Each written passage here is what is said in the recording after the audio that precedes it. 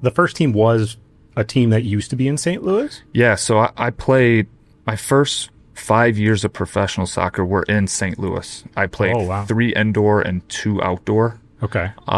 Same team? Or is it different? St. Louis Ambush were the indoor team, and then St. Louis FC, which is a USL.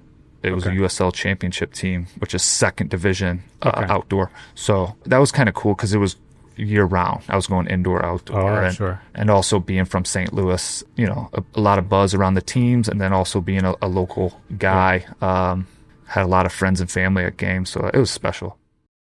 Welcome back, friends. Today we are in Minneapolis, Minnesota, sitting with a professional soccer player for the first time. Our guest today plays for the Kansas City Comets in the Major Arena Soccer League. Welcome to the show, Chad Vandegriffe. Thank you. Thanks for having me. So you're from St. Louis and you live in Kansas City. Does that come into conflict for sports teams you root for? It does. It does. You know, we got the Cardinals in St. Louis and then the Royals in Kansas City, but no more St. Louis Rams, just the Kansas City Chiefs. Do you feel like you have to hide that information each time you move to a new city and pretend to be a big fan of whatever the local teams are? Or do you become totally switch your loyalty to be a fan of those? No, I mean, look, I'm still wearing a Cardinals hat, right? So I'm a Cardinals fan. Cool. I have gotten into the Chiefs a little bit. Yeah. Just being there and because they're so good, you can be a bandwagon fan. Yeah. When I first went to Kansas City, I'm like, I feel like the only clothes people own were red clothes. Yeah. That's fun. So let's talk about soccer. So soccer obviously is not the biggest sport in America in comparison to some other countries, but it's still something that is very actively played by many, many young people, and it seems to fade as they get older. What are your earliest soccer memories? Did you play from when you were 2? Yeah, crawling soccer. Yeah. No, I mean, I would say age 4, 5. Playing with the parish team. I have an older brother and older sister who played. So the church had teams for 4-year-olds? 5-year-olds, yeah. Wow. Yeah. Killer. That must have been the most interesting games in the world for your parents to watch. Yeah, I don't know how good the quality was, but the parents were into it. How seriously did they take it at that age? Were you practicing? Was it just once a week show up for the games, or what was it like? I mean, a couple practices a week, one game a week. So nothing too competitive, but that's where I first fell in love with it. Yeah. Did you get one of those little plastic goals, for your backyard to play with or anything? Or did you use cones and set them up in that kind of way and then have to go fetch the ball after you kicked it through? So what do we have back then? The ball inside the net with the string and juggle. But yeah. Do you have any siblings? Yeah, older brother and an older sister. And you said they played soccer and stuff with you, so were you mostly into it at that point in time, early on, kind of following them because you thought they were cool? Watching their sports, and then my brother's 7 years older than me. My sister's 5, so, jumping in as I got a little older with my brother and his friends. Yeah. When they needed another player, of course, right? Oh, we're short. Yeah, you can play. Yeah. But, I think that helped me just fall in love with soccer and other sports, and I learned just that toughness and that grit too. Yeah. Getting knocked around and pushed down. Was that kind of all of your hobbies growing up, was always sports focused, or were you also dabbling with music and video games and all kinds of stuff? So I love music. I never really played an instrument or anything like that. So any sport though, street hockey, basketball, baseball, and just being outside. I didn't play video games. I never owned a video game system. So Mario Kart, I love Mario Kart. Yeah. But riding bikes, roller skating, just active and being outside. Sure. So you played for your parish. Did you never play for your school, for middle school or high school or any of that? It was all church leagues, or when did it? Well, it was a Catholic grade school, so that's who I played for. And then I also played club soccer, second grade maybe, so at the same time. When was it that you knew that you were better at that sport versus all the other ones? Played baseball, basketball, soccer in high school. You played all those through high school? All 3, and I slowly gave up. Wow. I slowly gave up basketball and then baseball and then stuck with soccer. I was a good athlete at all of those, to be honest. I played high level club. I just was getting recruited more with soccer. Did you feel like it was breaking up with a girlfriend each time you had to tell the coach and your teammates that you're out? I feel like it would have if it happened earlier. Sure. So I got to play them for a long time, which helped. And the more competitive you get in the traveling leagues and school work on top of that, you get pretty tired. So, it was sad to give up those sports, but at the same time, it was just the right time. Yeah. I mean, nowadays they take high school sports so seriously that a lot of times the coaches and whatnot are really discouraging of players to do anything other than train for that sport, kind of like year round. I mean, I know that's gotten more and more intense over the years, but especially in bigger cities. St. Louis isn't a small city, meaning the competition is higher. I'm like surprised that in high school the coaches weren't trying to discourage you to like stop playing the other ones, because if you twist your ankle playing basketball and it ruins the potential season you're going to have in soccer, you know what I mean? I feel like every coach wants you to play their sport, right? Mm-hmm. Don't give up this one, don't give up that one. But nowadays you're starting to see kids that play, whether it's AAU basketball or traveling baseball or club soccer, if they're playing at a very high level, sometimes they aren't playing for their high school. Sure. Just because the recruiting isn't really there. And the competition's not as high. So is that what happened with your soccer then?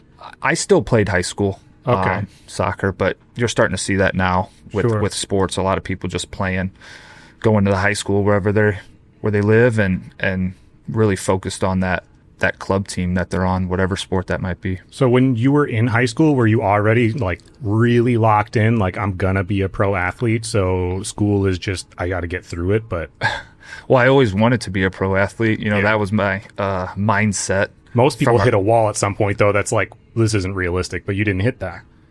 I didn't hit that. I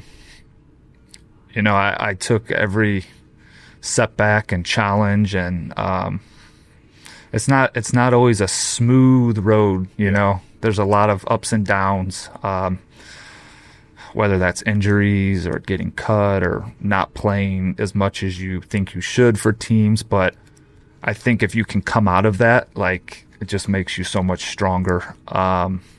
So even through those little bumps on the way, like, my mindset was still, how far can I go with this talent that I have been blessed with. Which one was the first time that really you had doubts from? Was it an injury, or did you get cut from something, or what was the first one? So I've had a little bit of everything. I've had a lot of injuries, and to be honest, some people deal okay with them, athletes. I'm injured. It's part of the game. It is what it is. Yeah. For me, it's always hit me kind of hard.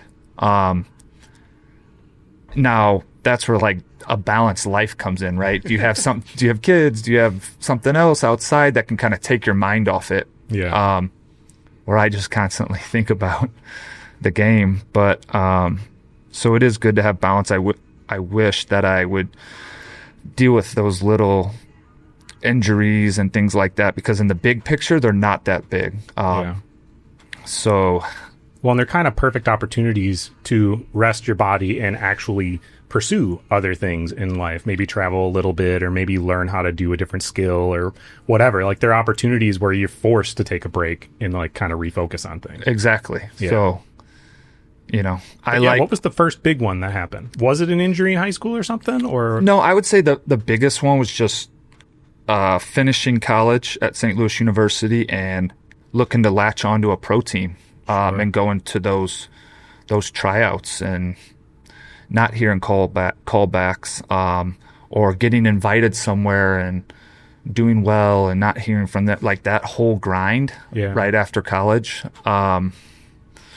So luckily I latched onto a team. But I could remember once I got on a pro team, I was never grinding to go try out for other teams. I was like, let me do as well as I can here. And then opportunities started coming to me, where before I was chasing them, to be honest. Yeah. Well, I mean, it's building trust with people, and it's hard. Like, soccer's just not taken like it's not that it's not taken seriously, but not as seriously in America as it is in other places. So it's not like when you're in college or you're in high school, there's a bunch of people that are saying like that's a possible route for you to take. Right. The majority of adults in America have never really, outside of maybe the Olympics or whatever, haven't watched a pro soccer game before. So that's not like they're pushing to be like, well, you could go get a scholarship and go do this. You should go do this or whatever. People, a lot of times when it's a sport like that, and skateboarding is my background, people say the same thing about that of like, you're not going to have a job in that. So like, what else are you going to do? You know? Right. And when you're in college and you want to be a pro soccer player, even if you're by far the best person on your team, in all likelihood, nobody else you're playing with is even really trying to go pro, not seriously. So how do you set yourself, or how do you keep yourself to a standard that isn't just like best on the team, but being like, I need to be way up here in order to, compete on the next level? Yeah, I think I played Division I, so I think a lot of those guys' mindset there or can I play after, especially if they're doing well their junior or senior year later in their college career. But, there's opportunities, and I think soccer is growing, especially in the States. Our indoor major arena soccer league is, the outdoor, the stadiums are being built, the TV broadcasts, the deals are getting bigger with that. So, I think a lot of players, Division I especially, do want to go play pro. Now, playing pro is a whole different animal because there's a huge gap of players. You're not just playing with people that are a year older than you or a year younger than you. I mean, it's... College kids are coming against you now. Exactly. I'm 35, and, I have kids on my team that are 20. Mm-hmm. So, that is a big difference. And also, back to your point, it's not the biggest sport here in America. So you have players, international players coming from other countries. Oh, sure. I didn't even think about that. Yeah. Wow. That make their mark here. Brazil, England, a lot of international players that all they know is soccer growing up, it's their main sport there. Was it a big reality check then when you graduate? Did you graduate college? I did graduate, yes. So after you graduated, and it was 8-ish months, I think I had heard, before you had gotten on a team. It was a good little bit there. Was it a big reality check when you were trying out for teams and then even finding out what the pay was going to be like, of like, whoa, this is not like I made it when I make a team? No, I didn't expect the pay to be huge, things like that. I just love the game. I just want it to be playing pro soccer. Now, what league, what team, I didn't care at first. Yeah. I was young, so it kind of goes back to the point where I didn't care how much money either. I'm fresh out of college. Like, I just want to get my feet wet on a pro team. Yeah. And then what can I do from there? Yeah. Whether that's playing in a higher league or a better team or making more money. So at that point in time, it wasn't a make or break thing. You were happy to get anything. What was the first team? Was a team that used to be in St. Louis? Yeah. So I played, my first 5 years of professional soccer were in St. Louis. I played 3 indoor and 2 outdoor. Okay. Same team, or is it different? St. Louis Ambush were the indoor team, and then St. Louis FC, which is a USL. It was a USL championship team, which is second division outdoor. So that was kind of cool because it was year round. I was going indoor, outdoor, and also being from St. Louis, a lot of buzz around the teams, and then also being a local guy. Had a lot of friends and family at games, so it was special. About how many professional soccer players exist in America, if you had to guess? Because I didn't even realize until I started looking into it that there were like several leagues and stuff. I had no idea. Yeah, there's a handful. So like, there might be like 3 pro outdoor leagues. Okay. MLS, USL, and then like MLS Next Pro, and it's always changing. But I would say 3 or 4, and then the Major Arena Soccer League is the highest professional indoor. So there's not a ton, but there's some. Well, how many teams are there in the Major Arena Soccer League? 12 teams. Okay, and how many people play on each team? Like, how big's the roster? 20-ish, maybe 25 at so practice. 240 to 290. Yeah. That's quick math, but and then you do the whole like 16 dress for a game. So you have, some kind of guys that practice a little more. Sure. That are younger. There's people behind the scenes that are grinding, even that are on the teams. Yeah. Just trying to get those minutes. Did you get minutes pretty quick? Like when you got on the team, was it like wow, how did we overlook this guy like immediately, or did it take a while? No, I did right away. Yeah. But it was also a new team to the league, so we had a lot of new players, which kind of helps. It wasn't very established. Just wasn't as competitive to make that team. Right. Yeah. And then the outdoor team, I had to grind for a spot there. Especially being a defender, you're either playing or you're not really. Sure. They don't sub you as much as like midfielders and forwards. Yeah.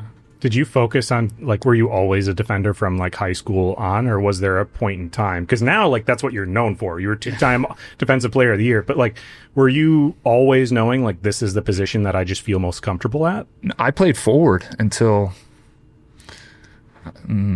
sophomore, junior year of high school. Oh, okay. So I was a forward. Then they moved me to the back, Did it hurt your ego to not score as many goals after that? No. And also it didn't. I love playing defense. But indoors kind of unique in that way where defenders can score goals and you can get into the attack. So well, it's just way smaller, right? The field itself is much smaller, and the number of guys on the field is smaller. It's only 6 on each side. Or whatever. 6, including the goalie. Wow. So I get my goals here and there. I mean, they're not all highlight goals, but it goes in the back of the net. I could probably start working on some sellies for when I do score. I had to think about what Sally's meant for a second. Celebrations. I'm more like a defender, right? It goes in. It's just a little rage. But, maybe I'll work on that for this upcoming season. Do people just still run and to their knees like they do in FIFA, the video game? Yeah. Is that a thing? Well, we play on AstroTurf. So if you do that would tear your knees up, and then you'll do a front flip on accident and it'll end bad. So was it a big adjustment when you got into the league as far as switching to being arena where it's down to 6 people? Because you must have been playing before that. It was was it 11 or how many people are on it? Yeah. So going from 11 to 6, was that just a crazy difference in strategy? Not only that, but it can't go out of bounds, right? The ball just bounces. Well, there's boards, so we can go over them. But it's constantly no breathers. Yeah, kind of. It's a big adjustment. I think even when I was going from outdoor to indoor, I'd still feel like I wasn't fit just because it's so many short little sprints, turn, adjust. Where soccer, you're kind of always buzzing around 50%, and then you do that long sprint. It's just a lot of twists and turns, and the ball's around you a lot. It's a lot more. There's a lot more contact in indoor. So it was quite different, but it's also fun, It's a controlled climate. There's music, and mentally it's very, you have to be locked in. Even when you're on the bench subbing for your person, or those games can change so quick. It's like a hockey game because the time doesn't really stop much. Obviously timeouts must exist, but it's not like the play finishes in football and then there's 45 seconds until the next one. It's just for each quarter, which is 15. Yeah. If it goes over the boards, you put it down and you play, or it's a top of the box restart, or there's corners, but it's constant. Yeah. What was it like when you got on the team as far as shifting focus? You must have been working a job. When you made the team, did you immediately call your boss and say, I'm outie, I got what I wanted? And then you just were in the gym 7 days a week? How did life look when you made the team? Yeah, still training after college, pretty hard. A couple hours a day, or what does pretty hard look like? Yeah, a couple times a week, Okay. But I was working, It wasn't what I wanted to do, but sometimes you have to, right? So I was still set on playing. And then, like I said, that first team was a new team to the city. Yeah. So I was like, okay, let me give that a try. And once I found out I made that team, that's when I left my other job. You quit pretty much right away? Yeah. Yeah. What does it look like when you make that team? I was trying to like look into it for contracts. I'm not asking how much you got paid or whatever, but I was trying to look into like how that looks, and just according to Google, it was saying that like some teams pay for, your living expenses or your apartment or whatever, so that way you can train. But even then, it's still only 6 months of the year. So I don't know what people do the other 6 months of the year. Was it something where they like had an apartment building where all the players go and live at, or what is it like?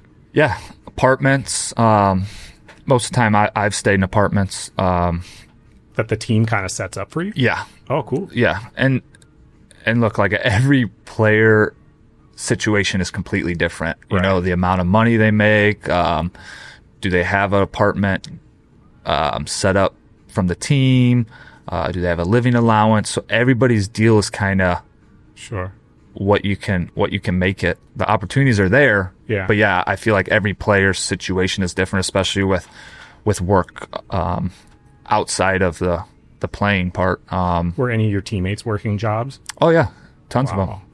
I would say most of them are involved in coaching, whether that's with the club or personal training or this or that. But some people have jobs that they'll go to, full-time jobs, straight after practice. Sure. Most of the times we practice pretty early, so you can go to your job if you need to. That's intense, though. I don't know how anyone could have a personal life at all. And trying to do that not let it affect you on the field as well, right? That can be difficult. Yeah, especially people in their early 20s where all their friends want to go party or whatever, and you're like, I can't go do that. Like, not if I'm going to actually play the next game. Do you have like a go-to playlist that you listen to when you're like warming up for games and stuff? You know, they always show on TV people with the like Beats by Dre headphones over.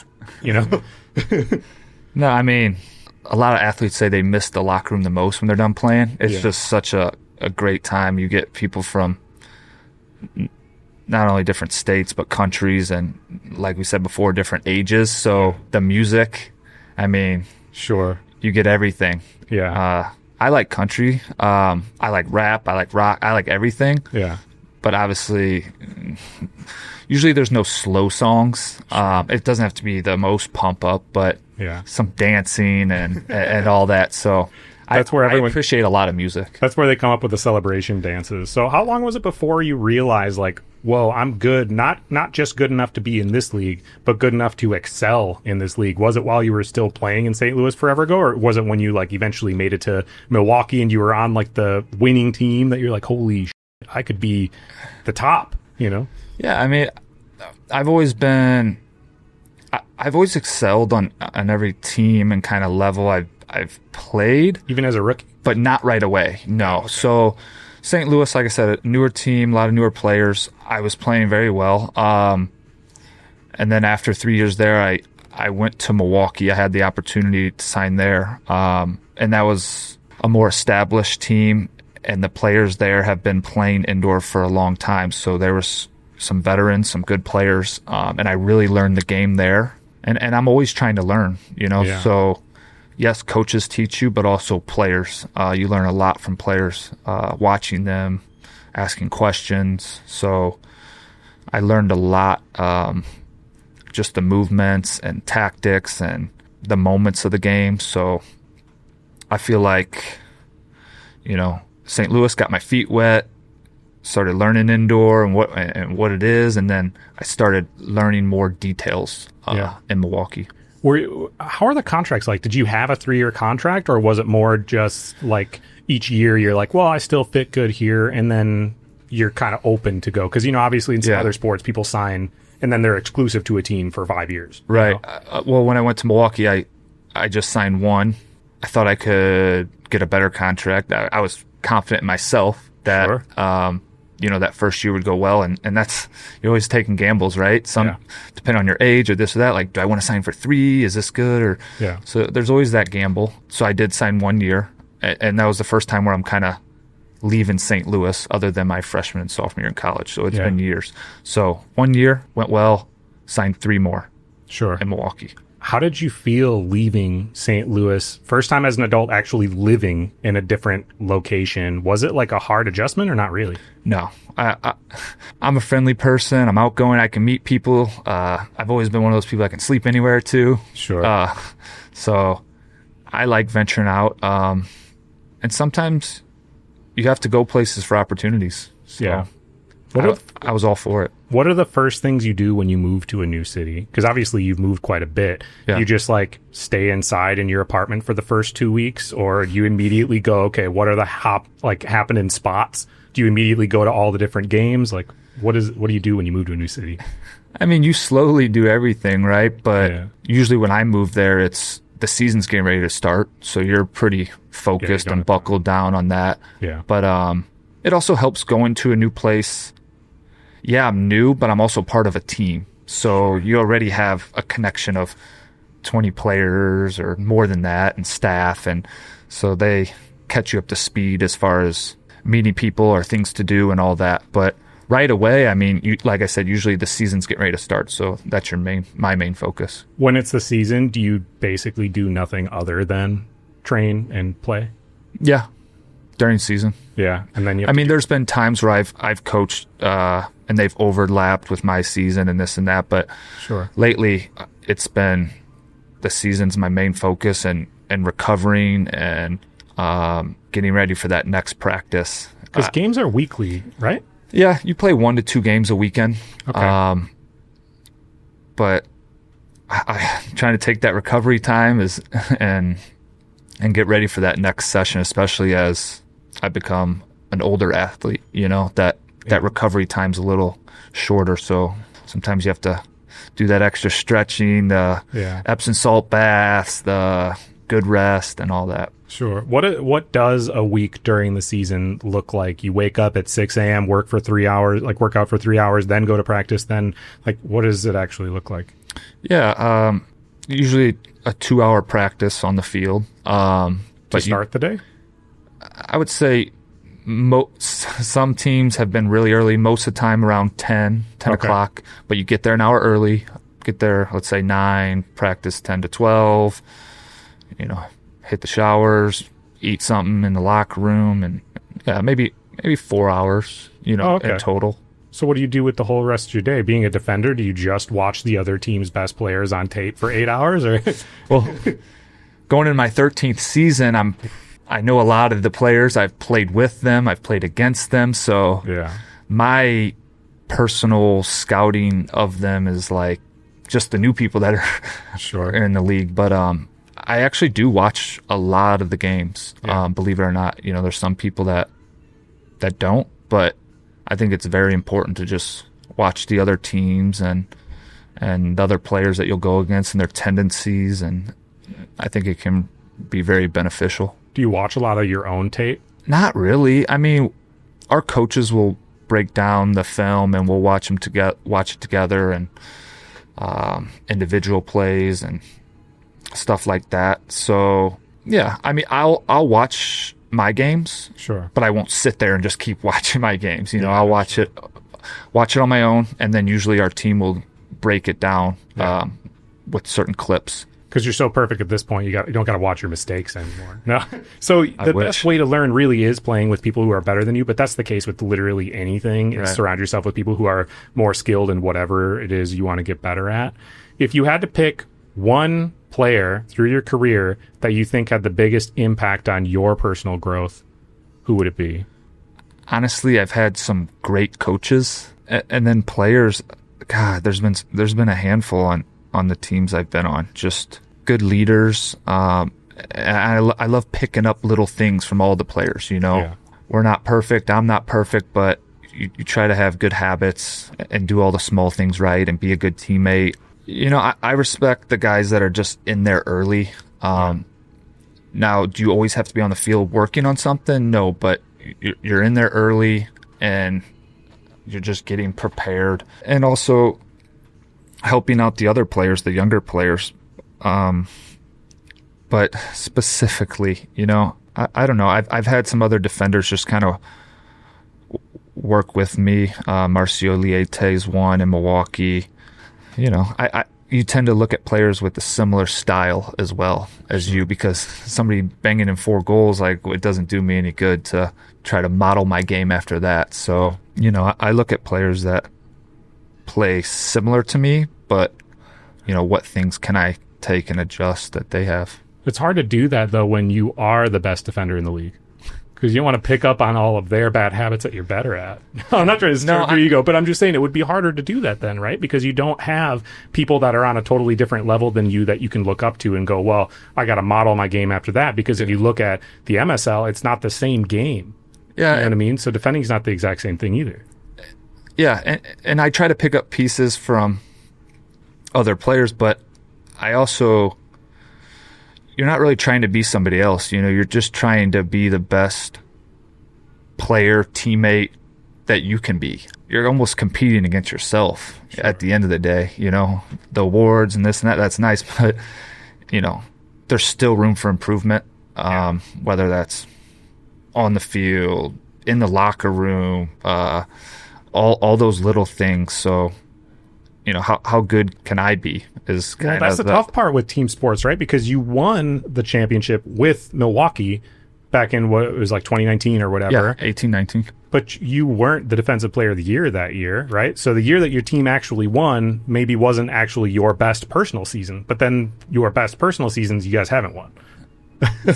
That's true. I had good stats. I think I played every game the year we did win in Milwaukee. Sure. Our team was very, very good. But yeah, I've always been a team player too, so yeah, I'll take the championship over anything else. Was that the last year you played there? Was the championship year? And then the next year played, and it got cut short with COVID. Oh, okay. Yeah. So we arrived in St. Louis, and they're like, guys, meet us down in the lobby. Season's canceled. We're like, okay. What did you guys do then during that? They didn't like resume the league without fans like they did in some other sports. The next season we had a weird season. Some teams didn't play. We only played at some arenas. It was quite different. That was the year I went to Florida, and Milwaukee actually didn't play. Oh. So was that part of the reason you went to Florida then? No. It just worked out that way. Yeah, it just worked out. How come you left Milwaukee then? Was it just because your contract was up and it was like, because that was the best team in the league? Yeah, so my contract was up, and you start talking to other teams and see where the offers are. Yeah, and there were some good offers. At what point did you I assume you have an agent that handles contracts, right? I don't have an agent. Oh, wow. Yeah, I mean, it's not very uncommon in the Major Arena Soccer League to not have an agent. Do you just have a lawyer look at your stuff, or did you have somebody that kind of like showed you the ropes of what to look for and what not to look for? Contracts are hard to read in general. They are. Yeah. They can be long too, right? Sure. Well, and you see all these things in other professional sports where it's like, I just saw something in the NFL. Now, of course, I can't think of the guy's name. But the team cut him, but he's supposed to have a $31 million guarantee.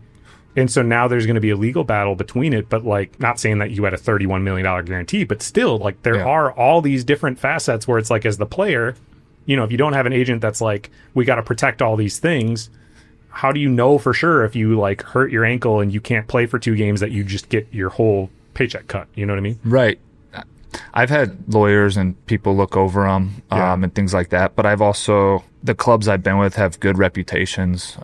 Still a lot of trust to put in them. It is, but so far it hasn't came to bite you yet. At what point did you think, or maybe you think you are now, that you hit your peak of your career? Yeah, I mean, you're coming off a Defender of the Year season, but yeah, I don't know where my peak. I mean, I went to Florida, individual awards, and started coming up, but I don't think I was all of a sudden playing better. You know, it's just maybe my role was slightly different, or I got the award, or I don't know the exact reason. It's not like all of a sudden I started playing good. But I don't know. I've had a lot of good seasons. There wasn't like one where I'm like, wow, that was a breakout season. Well, especially as a defensive player, because the stats don't. Exactly. It's not like this year I scored 30 goals versus 12. Right. Yeah. And I've been on a lot of great teams. I've made semis and so many finals, and I've always been in the mix, the conversation with my teams. Yeah. Every year's a new year, Yeah. People are like, oh, you did this last year, and then it's exciting, you soak it in, and then now it's like, try to do the same thing or even better the next year. Well, and you're doing stuff outside of the regular league season too. All these other like competitions and things. Did you keep a jersey from every team you've ever played for? Because you must be a lot. Not, I'm saying outside of the MASL. Like you've played all these other tournaments and stuff. Yeah, I do the TST tournament, the $1 million one. I did that for 3. I just finished it. You didn't that was my win the third $1 million yet? I did not. Semi is my first year, and Sure.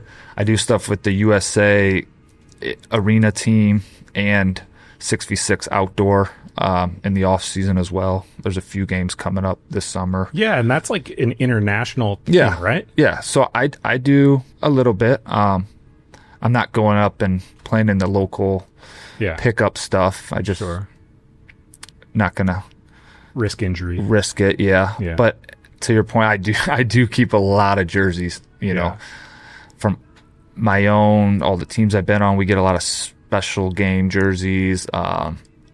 Other people's jerseys that I get, my team sign them.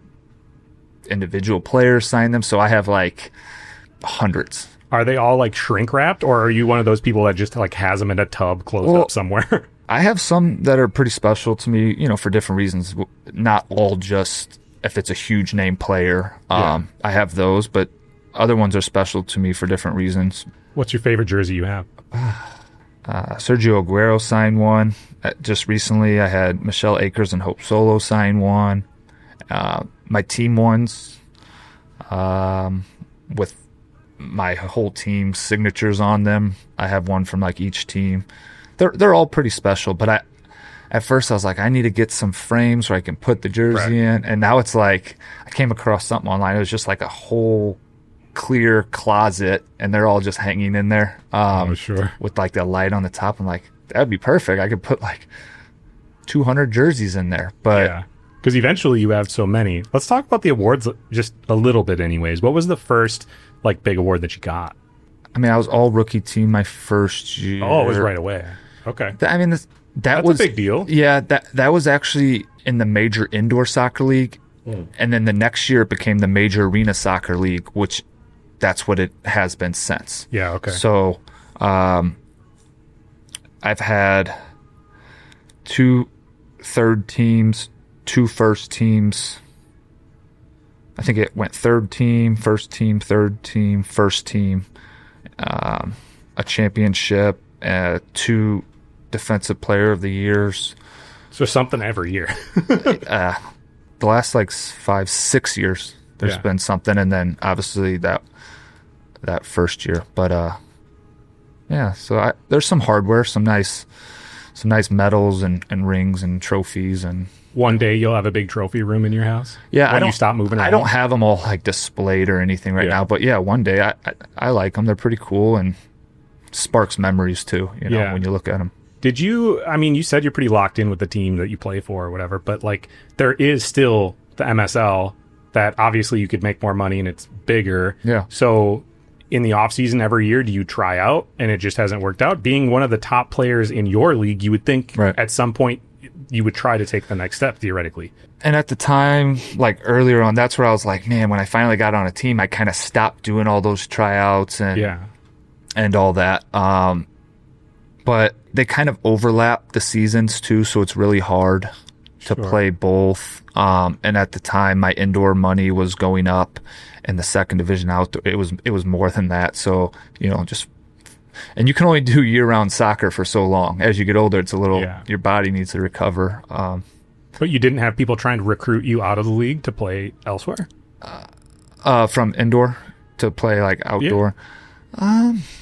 Not so much. I mean, our league, there are a lot of guys with professional outdoor backgrounds, like careers, and then they come to indoor, some of them the other way around, and this and that. So I see quite a few USL, MLS players and international players in the indoor league. And it's a different game. So you're not always like, if you were top in outdoor, you're top in indoor. It's a combination of futsal and small-sided game and outdoor. So it's once you get to a high level, you know, the fine things make a big difference. Yeah, well, and you're trying to be the LeBron of the indoor soccer league and play forever, it seems like. Because at 35, you had arguably one of your best seasons. What age do people typically retire, though? It's got to be around your age that they normally do, don't they? Yeah.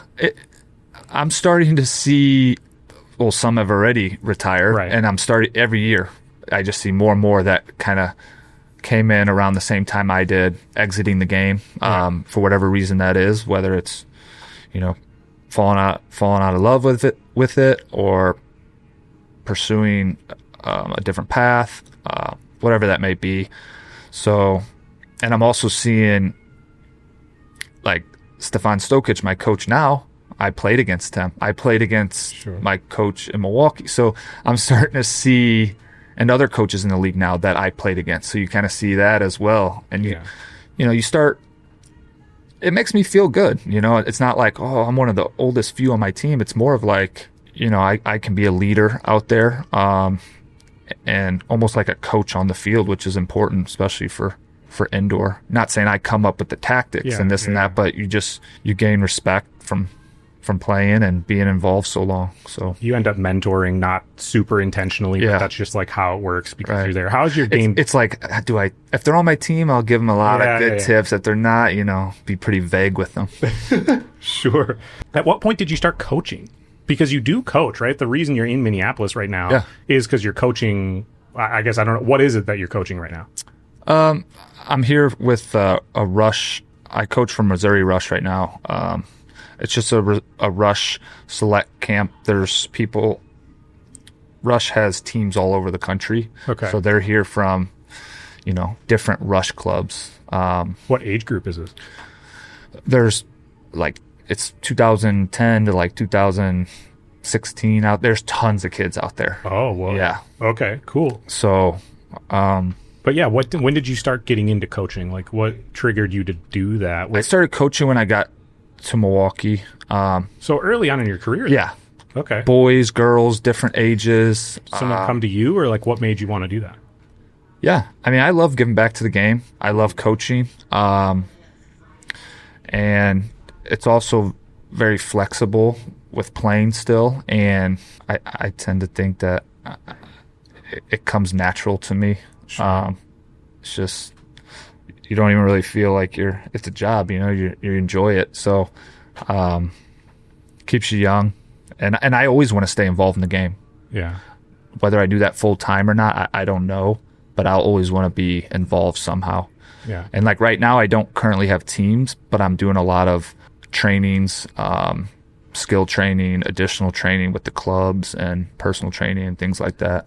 When will you know that it's time to walk away and start coaching full time? I don't know if I want to coach full time. Sure. No, but I take it year by year. Some guys try to walk away, like right off in the sunset, and they're still at their peak. Other people, like Shaq, play until they can't play. Right. No, Sorry, Shaq. I still have the passion now. Yeah. So I haven't lost that. I think for me, it'll be more of a listening to my body kind of thing. I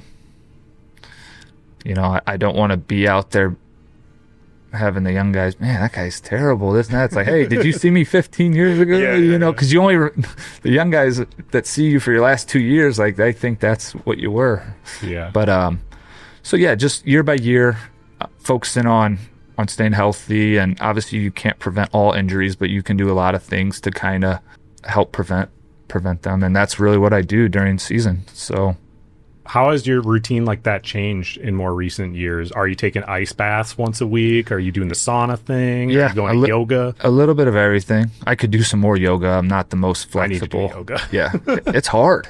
Dude, for real it is. But like I paint murals and just in general, I'm the same age as you. So even though I'm not an athlete, I've beat myself up skateboarding enough that I'm like, man, my ankles are always sore. All of a sudden I'll be walking and I'm like limping. I'm like, what? They're like, I did yoga a few times, sit in the back because I don't want to embarrass myself. And they're like, do you need, like, they give you a block if you can. Yeah. And then for me, it's like, oh, you need another block? I'm like sitting on 2 blocks.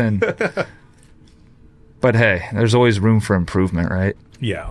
Can you feel your shins anymore? Can I feel my shins anymore? I wear shin guards, small ones. Still, it's gotta even when I was a little kid and I played recreational in second grade soccer, even with shin guards, and those kids' legs kicking you in the shins hurts. Yeah. As a grown man, I gotta imagine that still hurts regardless of a shin guard, doesn't it? It still hurts. Indoors there's a lot of contact. You get some hard hits and hit the boards and don't bounce back up quite like I used to, but when your adrenaline's going, I mean, it's true though. You don't feel it until after, right? Sure. Yeah, I mean, I remember the first time I broke a bone, I crushed my hand. I was skateboarding and I fell back and I tried to like catch myself on the coping of this quarter pipe, and my hand landed sideways, my hip landed on top, like I sat on it.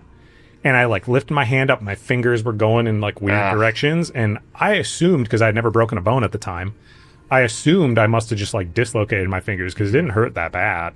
And so I tried to grab them and pop them into my place, and that didn't work because they weren't. It was, my hand was broken, but I just like thought, well, this doesn't hurt that bad. Yeah. And then as the adrenaline went away, that's when it started to hurt. But what was the most? I've had a similar sliding into a base in baseball, and then one finger and I'm like, oh, that's not good. Now my knuckle is like a lot bigger than it should be. But what was the most painful injury that you have gone through?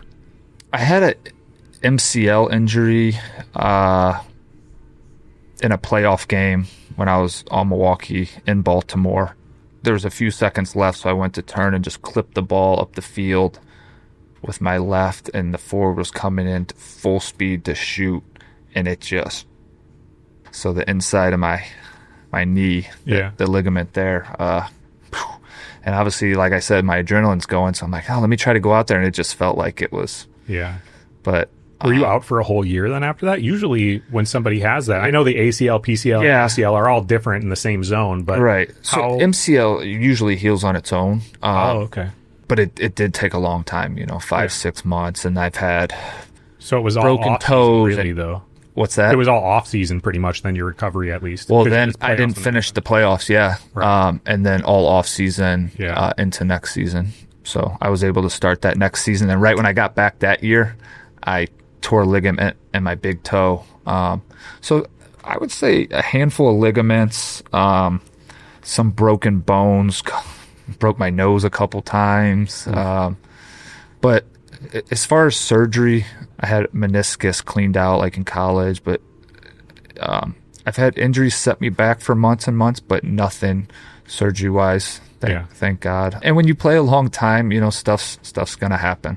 Let's talk about playing a long time. You told me off mic that there's you're coming down to some stats where you might be able to be the leader in. You said you're number 3 in overall games played, number 2 blocks. I don't know the exact, but I'm up there in those two categories. Are you motivated to play until you are number 1 and then play another year so you cement those? Those aren't my goals. It's just it does make me like appreciate how long I've been playing and how many games each year. There's a lot of games, like I was telling you too, like you don't always play 100%. There's games you're playing 70, 65%. So, but you don't want to miss games unless you really have to, because the season's it feels so short. And if you just I'm nicked up here, I don't want to play, and then next thing you know, the season's over. So, those categories of whatever blocks or games played, this and that, like it's more of like an appreciation of like the time and the effort and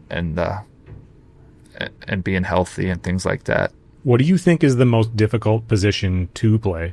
Is it your position? Is it goalie? Is it forward? Oh, goalie's tough, right? Yeah. A lot of pressure, and I feel like you're the last one to get blamed. You for take all the blame, right? Yeah. You have to be very strong. Goalies have they're strong.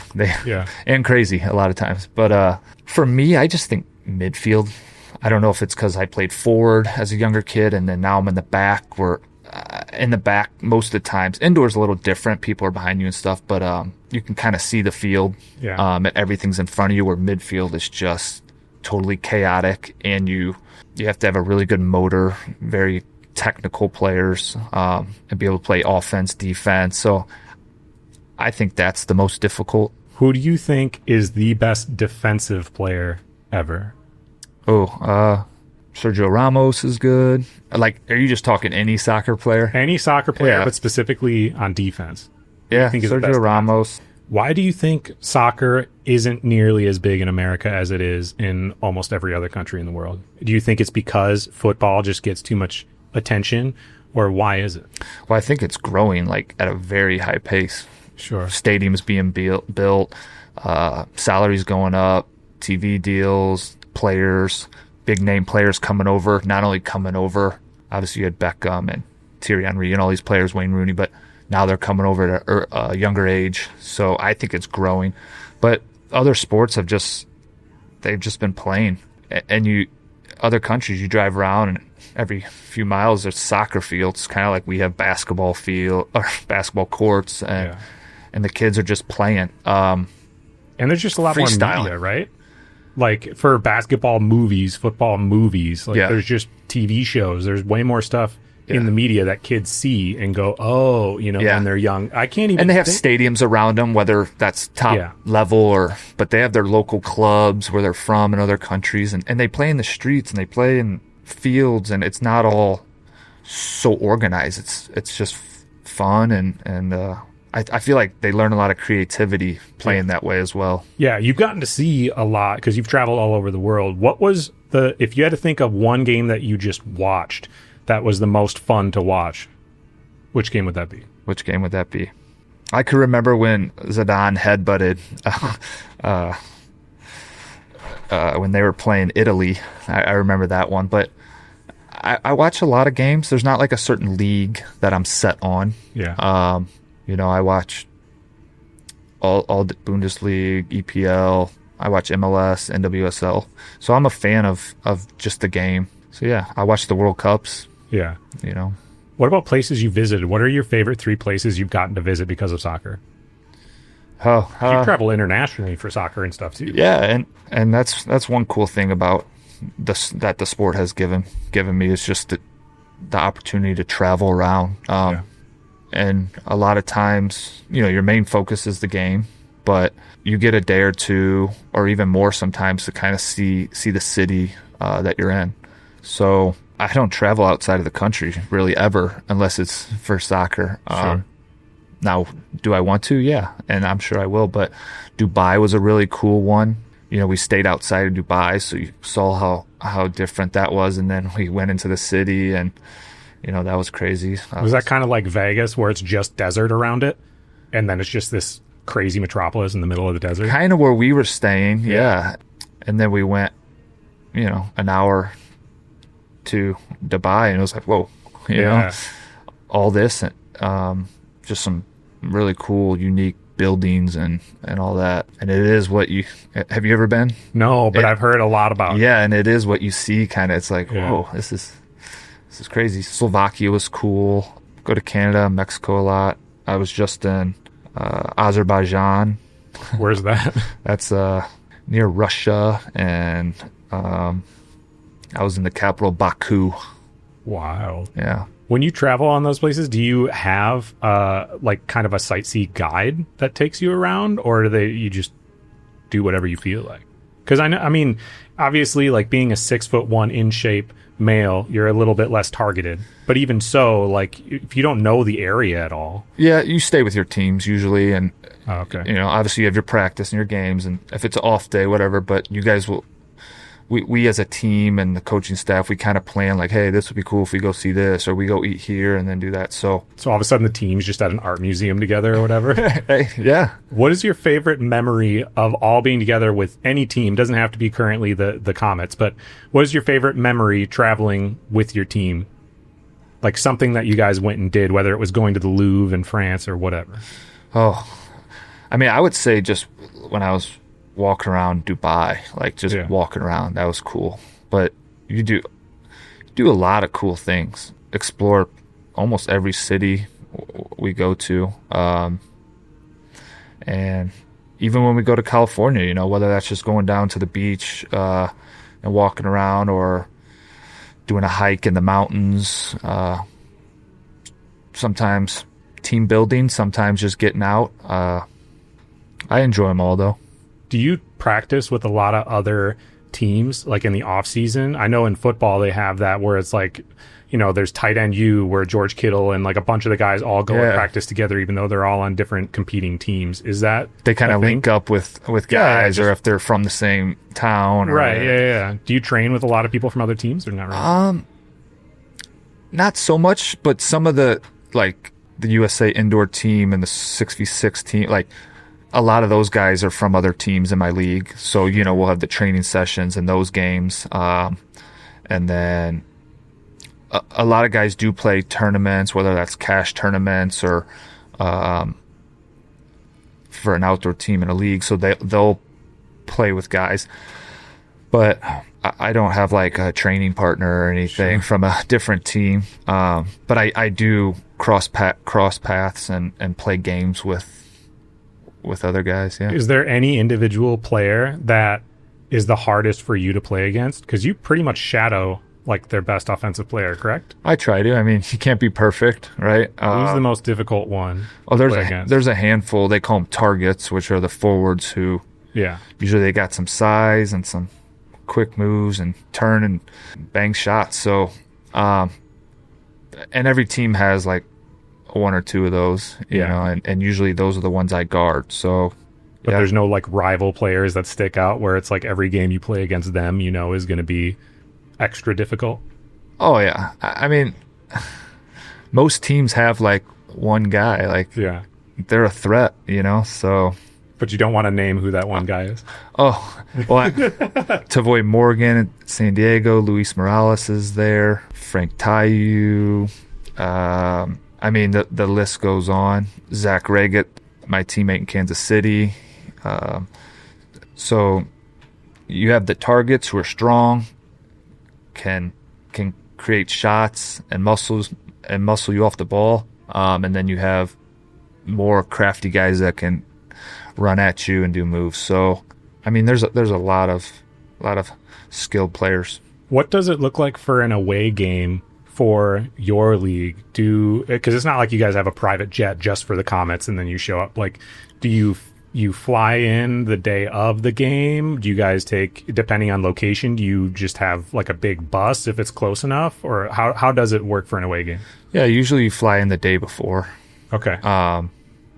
And then depending on if you have two games, does everyone fly first class with Delta, or is it just different flights every time? Do you have to get stuck between people in the middle seat sometimes? How does it work? Yeah, I mean, we have first class with Delta. No, we fly Southwest. I think the last 2 years, we all kind of get on and establish our spot. You all get to sit together at least then? Yeah, oh, we do. We do. I would say it's flying to most of the games, and then sometimes if we play like Friday and then a different city Sunday, we might hit like Baltimore and then drive over to Utica. Like some are in driving distance, so sure. We will drive here and there. Do you generally fly in the day before so that way like your body's fully rested going into the game? Or? Yeah. Oh, okay. Usually the day before. And then fly back home the day after. Yeah. You never have to get on a flight right away after the game. Not lately, but I'm sure there's been times. Okay, what is, as far as overall in your career, what is the biggest mistake that you made? That if you could go back and redo it, whether it was a game that you made a big mistake with, or something you made a mistake with your own career, as far as you wish you would have gone here versus there, or you wish you would have. What's the biggest mistake that you made? Yeah, I mean, obviously I've had some mistakes in games, but especially in indoor, you want to like not make another mistake right after that, so I pride myself in just having good reactions. If something happens, like don't let it trickle into another mistake. It's over. You can't change that. And I don't know if that's me just maturing in the game or what, but that's something I really try to have a goldfish memory as far as that. And then as far as making my decisions, I make them, I weigh out the options, and then sometimes you can either wonder like, oh, was that the right thing, or just try to make the most of it. And that's what I've tried to do. I would say it's just been tough. Luckily, I won my first championship that I made it to. Sure. But it's been tough. I've lost 2 finals since then, a couple semis, but just getting so close and then not winning. It's always really tough way to end the season, but at the same time, that's where you want to be, right? You want to make it that far. So I've ended a lot of seasons like, dang, but I guess that's better than not making it to playoffs, right? And season's over. So yeah, I would say none of the decisions on the teams or anything, I've actually had a very positive experience with my 4 indoor teams, professional indoor teams that I played with. I would say just being so close to winning another championship and not quite winning it. Yeah, but you didn't blow it the night before by having one too many beers before the game or anything. No. You were locked in. If you could relive any one day of your career, could be an individual game, or it could be a moment elsewhere coaching somebody, or it could be meeting somebody while you guys were traveling. If you could relive one day of the career, which day would you relive? Yeah, I mean, obviously the championship, and then I've had some games where I've scored 2 or 3 goals, which is kind of, I don't care about scoring because that's not my role, but it's just happened. So sometimes it's like, whoa, that was kind of nice. When I was with St. Louis FC, we had a U.S. Open Cup against Sporting. It was like 22,000 people there. Wow. Against Sporting Kansas City. So that was really special. Just a packed house with a lot of family there, and there's been a lot of moments, but I don't know. I don't have a number one. What are the last few things you have on your bucket list for your career to do before you retire? Bucket list. I like I said, year by year, try to have the best year I can, best season individually, and hope my team can go far. But, as I play a long time, I just really want to be a good teammate. It's cool. I really enjoy all the friends and teammates that I've met through the game.